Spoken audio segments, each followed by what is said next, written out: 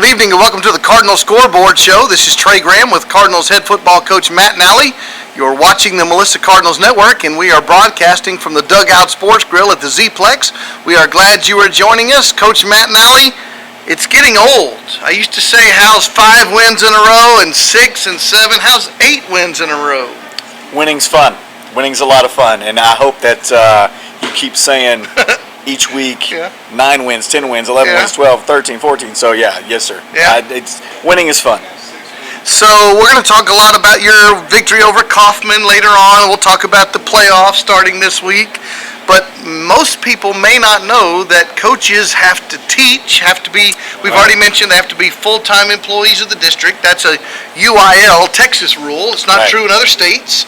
You can be the police chief or the barber shop or whatever and coach football, but you have to be a full-time employee of the district. Right. So, Coach Manny Avila is like the physics teacher. Yes, sir. Were you trying to take his job? Yeah, I was trying to be the physics. No. Now I have taught. I've taught a plethora of things. So when I first got in, I wanted to be a science teacher. My background was when I first got into college. There for a little bit, I wanted to be a doctor. So I started going down that field, and then after that, I wanted to be a preacher. So I started kind of dabbling in some other classes, and I almost joined the Army to be the chaplain. What do you want to be, me? Yeah, right. And then I'm not a doctor, by the way. In case you didn't.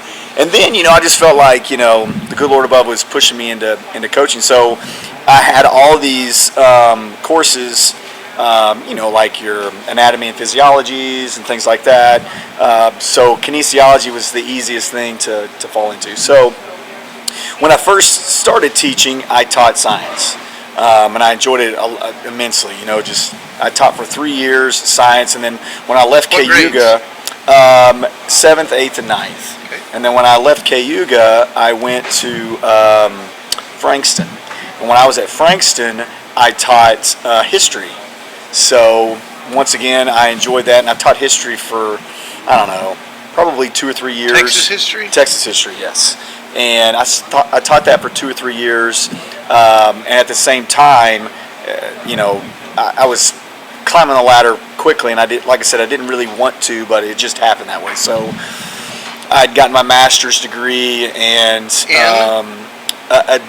administrative leadership. Okay. From? So Lamar. Okay. So I taught history, and I taught PE, and I taught health, and I taught forensics. So, and I was also kind of dabbling in the assistant principal gig. And then I got to be just the assistant principal.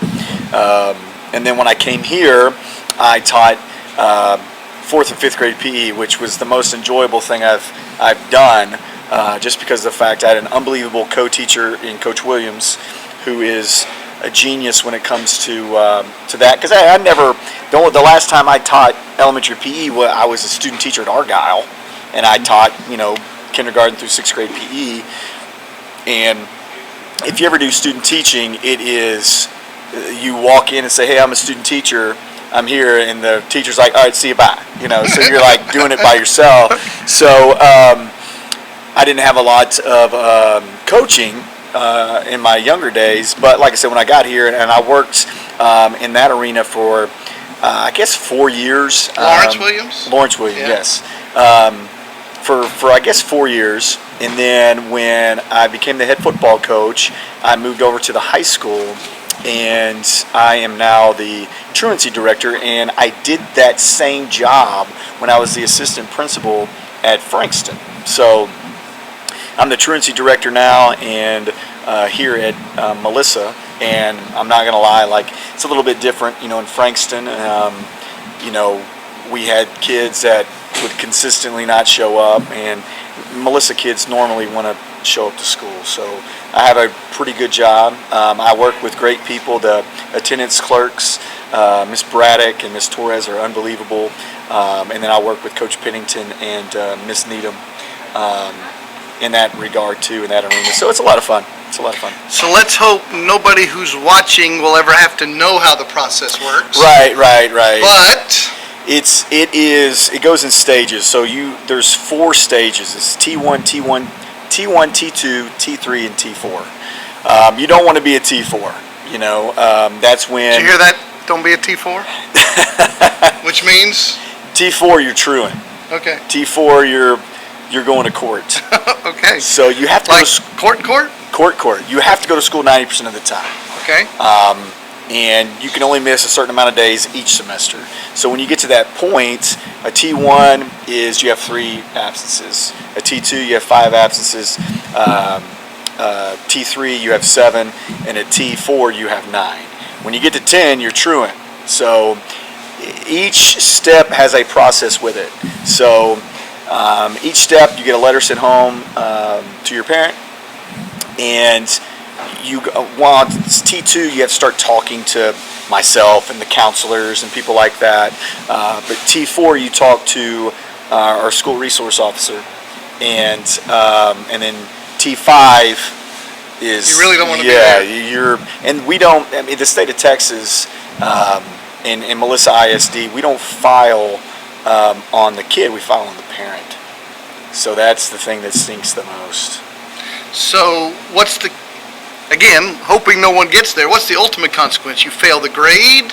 No, the ultimate consequence is so truancy is you can pay a fine for not going to school. Now, once again, you have to go to school 90% of the time, so you can lose credit, and you could lose credit for that grade. Okay. So.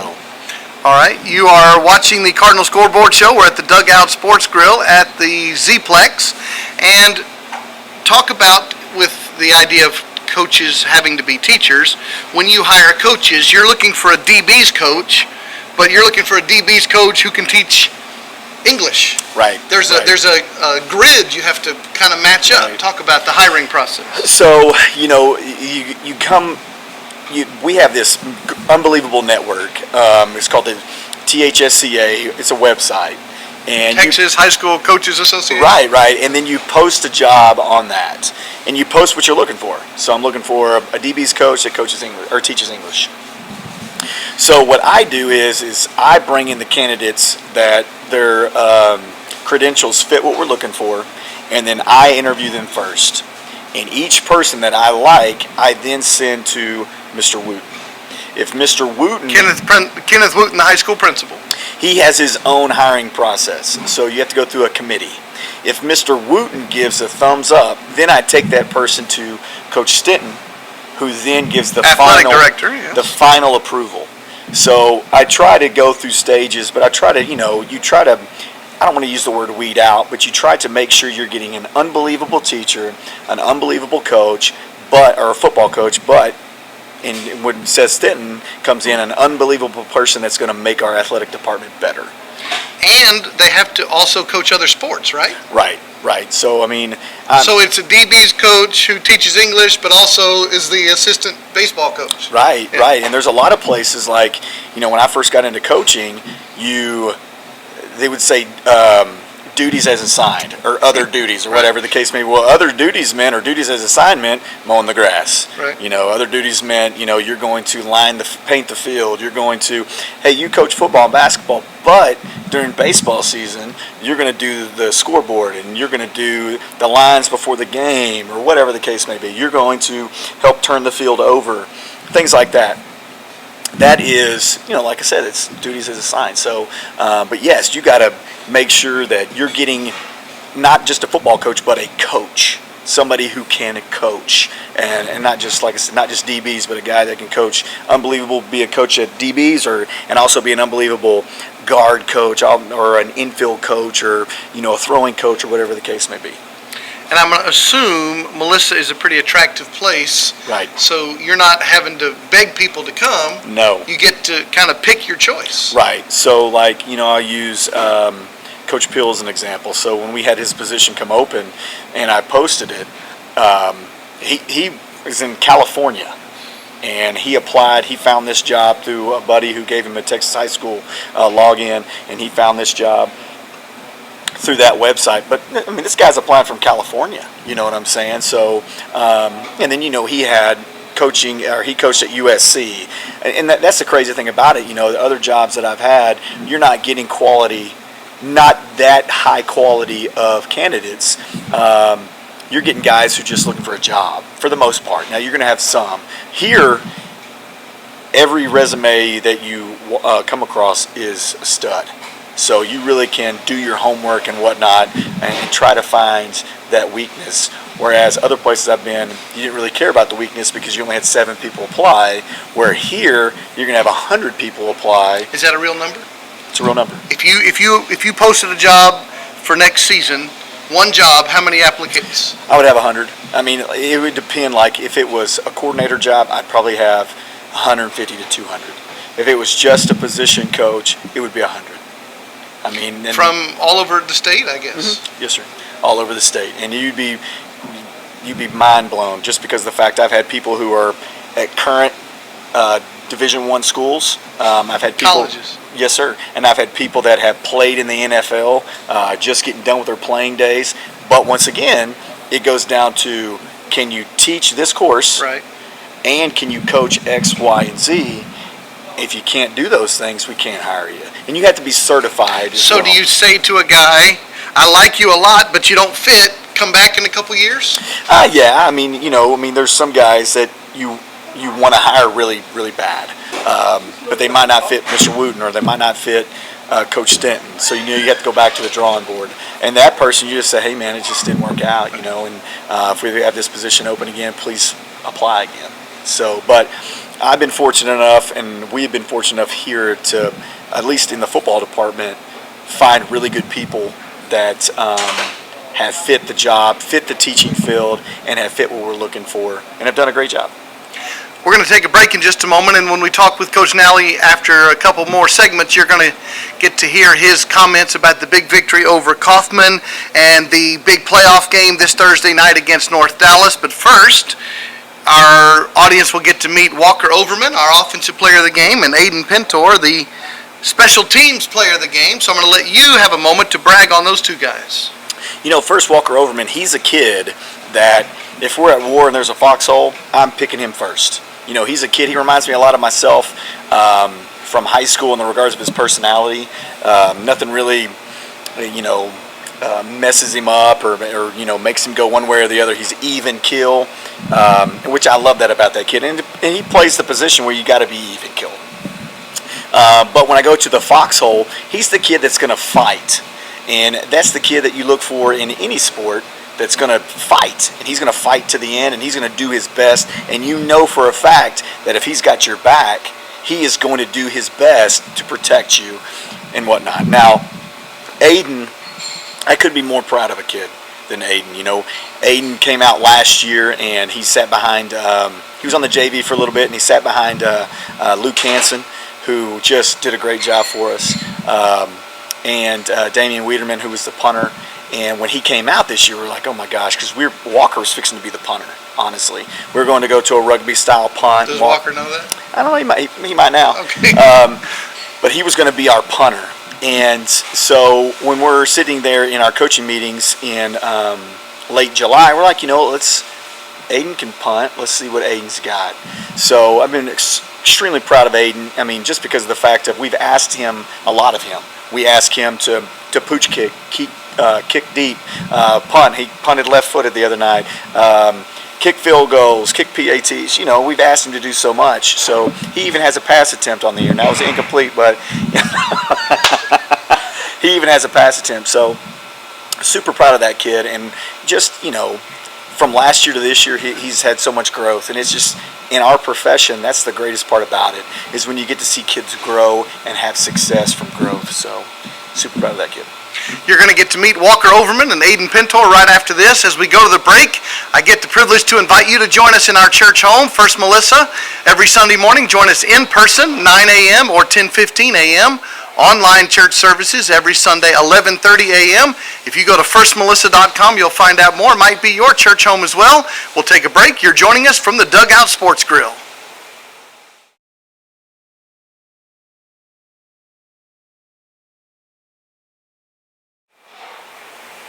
Welcome back to the Dugout Sports Grill at the Z-Plex. You're watching the Melissa Cardinals Network. This is our weekly broadcast called the Cardinal Scoreboard Show. Trey Graham here, joined by our Offensive Player of the Week for the victory over Kaufman, Walker Overman. He wears jersey number 1. He's a sophomore quarterback. Got a big start, his first varsity start this past Friday. Congratulations on being the Offensive Player of the game. Thank you. Now, we know in the game against Terrell the week before, you played the entire second half when Sam got a little bit banged up. So there was a difference in that game. You didn't know you were going in. Kaufman, I guess all week long you knew you were going to be the guy. Yes, so what's the difference in the sort of get some news versus having a week to prepare? Terrell was just kind of, I wasn't really thrown in there. They told me I was going, but it was a little bit of a surprise. I was so set on playing a little bit of receiver and holding the PATs and stuff like that. But in the Terrell game? Yeah. Okay. And then speak up so they can hear you. And then, second half he went down, so I was ready. All right. And then what's the difference when you have a whole week to know you're the guy and you're getting all the reps in practice? Yeah, there's a little more game plan. You get to throw it to, you would say the ones, but the guys that would go first. So, that's it's a little bit easier than just getting thrown in the second half. But either way. And what did Coach Nally tell you your role was or your assignment was for the Kaufman game? He just said, go get the win. He just told me the whole week that he had a lot of trust in me and that he knew that we were going to win and I was going to do good. So it was reassuring. And Sam Finnegan's been here a couple times as our player of the week, and he's a senior. You're the sophomore. You're his student, if you will, or understudy. So what have you learned from Sam Finnegan? I learned a lot of stuff. It's just most of the little things of sport ethic and stuff like that. The way he practices, the way he leads, just stuff like that. Okay, what's your favorite class in school? History. All right, what kind of history? I don't even know what I meant. Like world history? Coach Paris teaches it. Okay, so. All right, why do you pick that class? I'm there with Coach Paris. I know him. He Yeah? doesn't let me sleep or anything, but I'm good at history. Okay, do you play other sports? I do. I run track and then I play baseball. Okay, and do you have a favorite sport? Baseball. Really? Yes. What do you do in baseball? I play center field. Okay, and why is that your favorite? That's the sport I've been playing for the longest. I grew up playing that sport, so that one's probably the one that comes easiest to me. Okay. Have any idea what you want to do after high school? I don't know. Got a little ways to go? I don't really want to think about that yet, but maybe go play college baseball, college football. Wherever it takes me. All right. And last question: what do you like about being a Melissa Cardinal? I've been here since I was in kindergarten, so I grew up, watching the Melissa Cardinals and stuff like that, and being a part of the team now, it's just really cool to me. Congratulations. Thank you. Our Offensive Player of the Week for the victory over Kaufman, sophomore quarterback Walker Overman, and we'll be right back.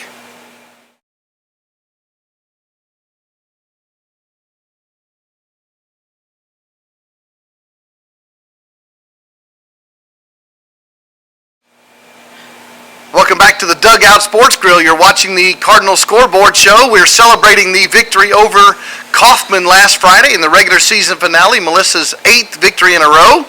And we have a record being set this week. Coach Kenny Deal, who chooses our offensive and defensive players of the week every week on the broadcast, chose to pick the special teams player of the week, the kicker and the punter, Aiden Pintor. Congratulations. Welcome. Thank you. It's good to have you here. So, when Coach Nally told you you won the award, what did you think?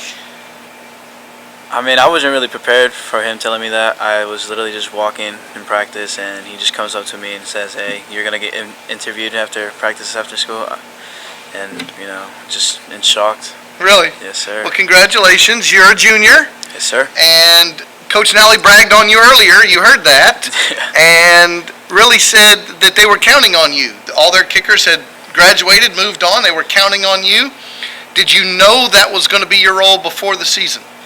Yeah, actually, being behind, two good, kicker and punter, I got majority practice with them, especially punting, because, I knew that I was going to get the role of punting. So, I practiced with Wiederman, the last year's punter, and, I just kept practicing and punting. Do you play soccer? Yes, I do. So is that your skill set that you bring? Yeah. Do you have other sports that you play? No. Okay. Do you have a favorite sport? Soccer. Soccer. Yeah. Okay. So you're doing Coach Nally a favor. Yeah, but I mean, literally. I said that, not you. But you can agree with me if you want. Yeah, I mean, Okay. I quit football in 8th grade, and then, the coaches came out to me to talk about how they needed a kicker, and I, really didn't want to. But, they just kept asking me, and I was like, you know what, why not, And then after that, just joined football again, and ever since, I've just been playing. How's it been? Amazing, actually. Really? Why? Yes, sir. Literally just being out there just with the guys, just having fun. So you play for Coach Pitzer, Yes. okay? Coach Pitzer's been on our program. Talk about Coach Pitzer. He's a really, really nice guy. I mean, he helps a lot with in class, especially English, because he's an English teacher. That's the soccer coach and cross country coach, Kelly Pitzer, yes. He just keeps us up to date. Just trains us and then trains in school, and just overall a really cool dude. And what's your favorite class in school? I gotta say either U.S. history or physics. Really? Coach Avila? No, Nope. I have Miss Lentz. Okay. And why would you pick those classes? Physics really is really simple. Literally is easier than algebra 2, and then history is just Miss Wooten's really fun teacher. Good. And we have to talk about that very important play. It was really a serious turning point in the game. You're the punter. You're in punt formation. You're a right-footed punter normally. Not the best snap in the world. Bounces. Yeah. You got the rush. You avoid the rush. You didn't take off and show your speed there. No. You chose to punt the football left-footed. Yeah. Was that something you practiced, or did it just come to you? Actually, it just came to me because, literally early on in the preseason or, the scrimmages we had against Pleasant Grove, I actually punted for the first time with my left foot. And then ever since, I just thought, someday, one day there's just going to be a day where I have to, punt with my left. And really, I wasn't going to punt it until I heard, Coach Nally scream at me, punt the ball, so Yeah. I, punted it. Yeah. Did he say punt it left-footed? No, he just said punt the Just ball, get rid and of it, huh? literally, I didn't have no time to, switch to my right, so I just punted with my Well, it turned out to be a great play. Yeah. And actually, that's the reason you're here. Coach Nally was, Coach Deal was so impressed, he picked you to be the player of the week, so congratulations. Thank you. You've been hearing from Aiden Pintor, our special teams player of the week. We're going to talk more with Matt Nally right after this.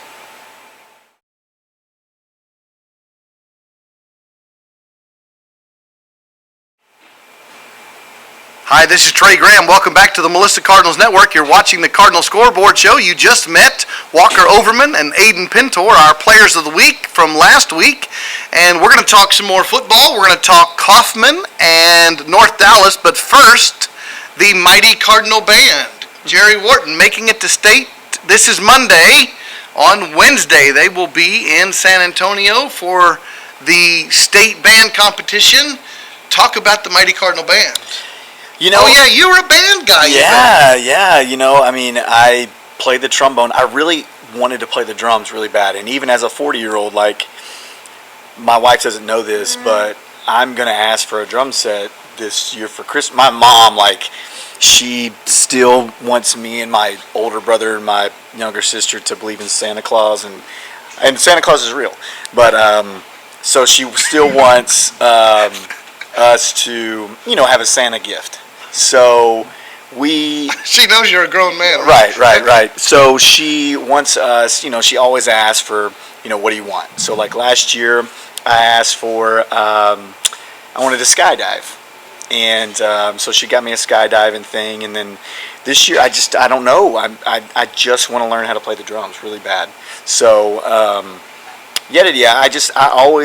just like music, and whatnot. But going back to the band, it is, first off, Mr. Wharton's an awesome guy, and that whole band staff is amazing. But it's really fun to watch the kids. Last week I got to watch them practice because they were in the indoor the whole time.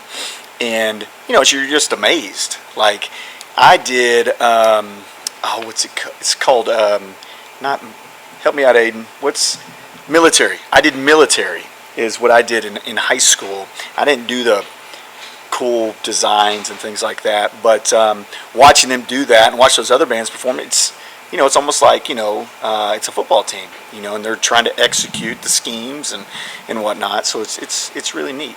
So, but like I said, I want to learn how to play the drums. Okay.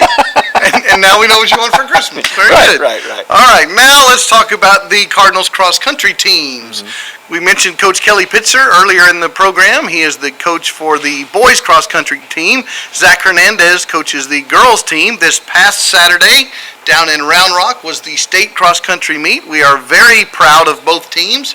We say congratulations to the boys team. They finished 5th in the state of Texas. The girls team finished 15th in the state of Texas. However, the individual gold medal, the fastest young lady in 4A cross country, Abby Bass of the Melissa Cardinals. You have to have a lot of passion to play that sport, coach that sport, or participate in that sport. I just think that if you're going to do that and you're going to exert yourself for that long, you have a passion that I don't have. But it's a passion and a drive that, is going to help set you up for other things in life. You talk about endurance, but you got to talk about endurance in the regards of, just the way their work ethic's got to be unbelievable. Once again, we go back to football. Football is every 6 seconds, and it just lasts 6 seconds. Basketball, a play can last up to 12 to 15 seconds. In baseball, it could last up to a couple minutes. So for you doing something and exerting yourself nonstop for that long of a period of time, kudos to them. They're way better athletes than I could ever possibly think of. But as a coach too, that's got to take a lot to coach that sport. Just because of the fact you have to, in my personal opinion, you have to motivate them in a different level than I have to motivate my athletes. I motivate my athletes, once again, to participate in a sport that they play on Friday night, not Saturday morning. And then you have to participate in a sport where, like I said, it's 6 seconds of exertion, not 12 minutes of exertion. So, but yeah, kudos to those kids and those coaches for what they accomplished. It's amazing. Congratulations to the cross-country teams. Now let's turn our attention to last Friday, that 8th win in a row that we discussed, the regular season finale, the victory over Kaufman, 17-2, and it was just a problem with a bad snap. We know what happened for the safety. Mr. Pintor over here did convert a field goal. That's one of the reasons he's here. A few stats. I don't know how many times, I haven't looked it up, but it's not many, when Melissa Cardinals won a ball game, especially by 2 touchdowns, and the opponent had more total offense than you did. 285 to 267, passing 194 to 48. So it wasn't your normal game, but it was a game you needed to win, a game you did win. Talk about your team.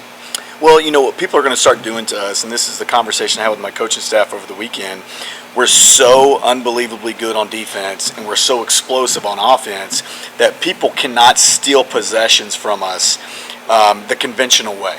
So what they're going to try to do is steal possessions from us with time. So what Kaufman did, I thought was a really good idea, was they said, we're going to make you defend us for 12 plays, 13 plays. We're going to make you defend us the entire field. We're not going to play fast. We're going to try to kill time. We're going to keep your offense off the field, and we're going to make your defense play. That's what the Black Knights do, Hey, you ain't lying.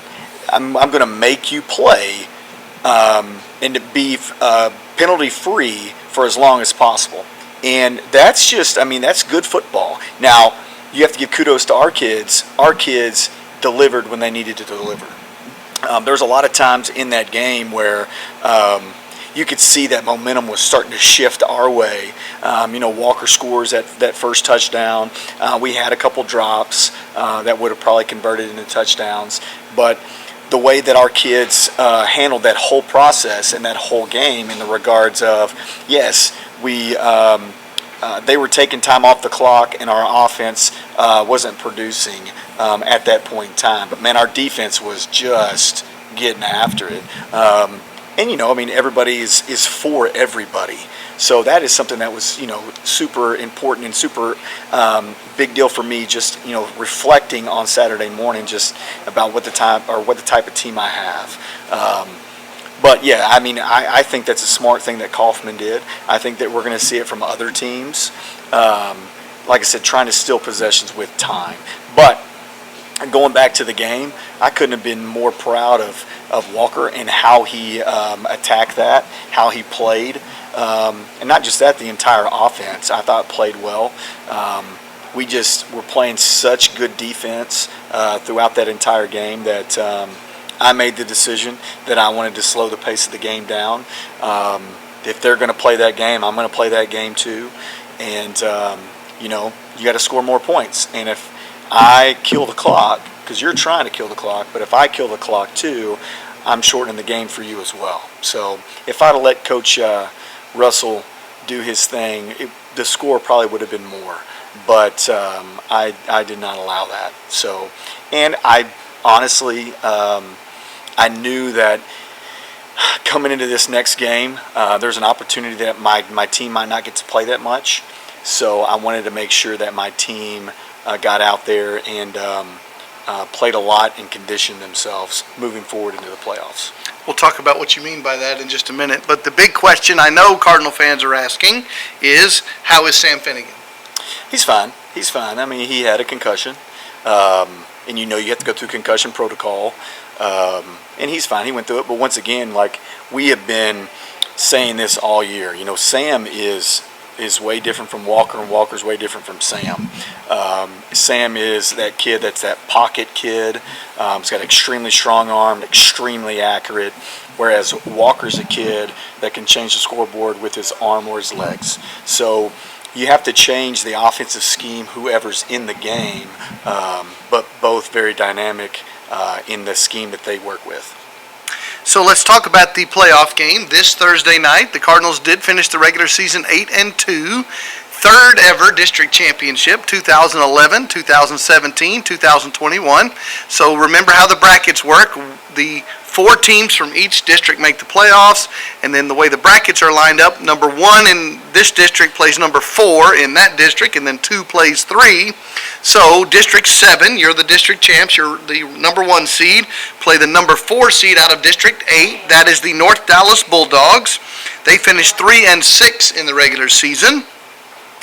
And I gave you the stat the other day, maybe you already knew it, but North Dallas Bulldogs made the playoffs last year in 2020. They made the playoffs this year, of course, 2021. And the last time before 2020 they made the playoffs was 1952. Yeah, heck yeah. How about a 68-year playoff drought? Good for them to break it. Yeah. Let's don't do that for the Cardinals, all right? There will be no 68-year playoff droughts. Okay, so Coach Bobby Estes and the team comes in. These two schools have never played each other before in football, have done that in other sports. Just because everybody asks me about the state rankings, Dave Campbell's and AP came out with their final, because it ends at the regular season, final state rankings. Your Melissa Cardinals, you stayed in that spot, number 4 in the state. Argyle, number 5 in the state. Everybody wants to know. So Austin LBJ number 1, Stephenville number 2, El Campo number 3. That's the top 5 right. Class 4A Division I football for the state rankings. So now, people may not even already know, playoff games at home. Mm-hmm. It's Thursday night, not Friday night. It's Thursday night, 7 o'clock pregame show, 7:30 kickoff.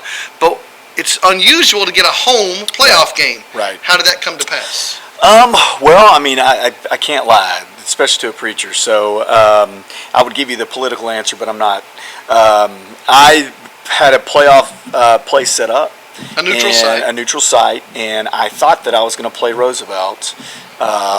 And so normally what you do is you contact that coach after you have a place kind of set up, and that guy will have a place kind of set up. And then if you can't, figure that out, you'll get together and flip a coin. And like you see on Friday Night Lights, that actually happens. And then you go from there, and if it doesn't work out, you got to get your ADs together and blah, blah, blah, blah, blah. So I was working with Roosevelt because I thought that's who I was going to play. I had a place. They were in the process of agreeing and things like that. And then all of a sudden, North Dallas beats them. So that's history.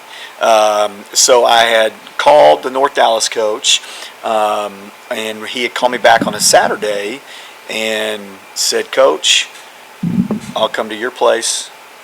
I'll be the visitor. I'll play." Before you asked, he volunteered. Yes. Okay. Play at your place on Thursday at 7:30. So everything that you would have wanted. I was like, well, "Yes, sir. Thank you, sir." So.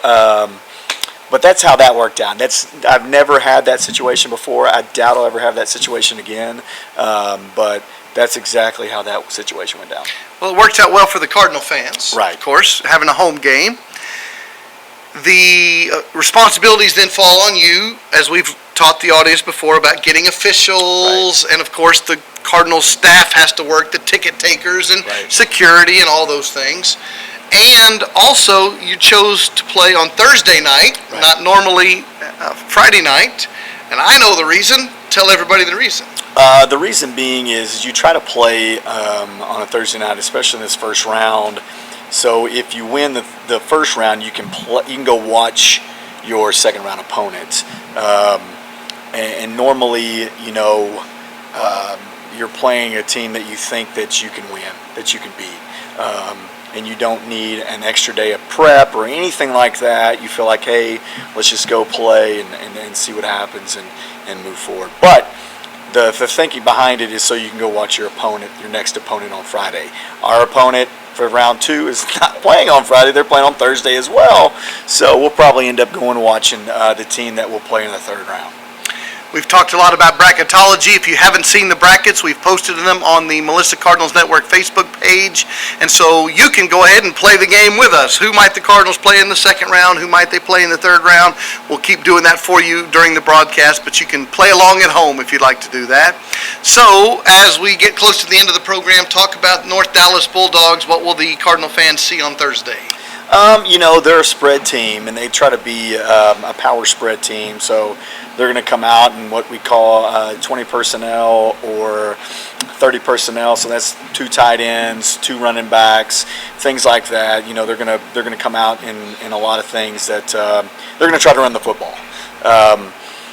They have a good offensive line. They have a good running back. On the defensive side, they're going to base out of an odd front, but they do get into some even and a bear and things like that. But they're trying to play man in the back end of it. So, they get after it. They play really, really hard.